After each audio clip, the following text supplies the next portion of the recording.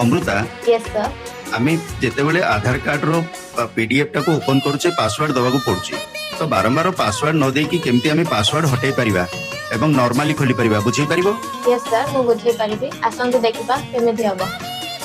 एठी मो आधार card open करली ओपन करला परे से मते पासवर्ड मागुची जदि सटीक पासवर्ड न देबा ता ओपन हबो नाही। आसंतु देखिबा आधार कार्ड रो पासवर्ड को किपरि हटाइबा।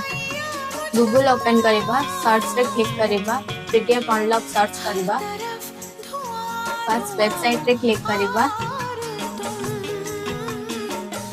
सिलेक्ट पीडीएफ फाइल रे क्लिक करिबा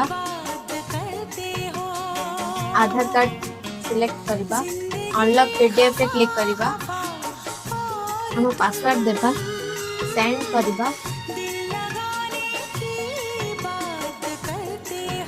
डाउनलोड अनलॉक पीडीएफ रे क्लिक करिबा हम आधार कार्ड डाउनलोड हो जाइछि या को क्लिक करिबा तो हमर आधार कार्ड टी डाउनलोड हो जाइछि आमे या को बिना पासवर्ड रे मध्ये खोली परिबा।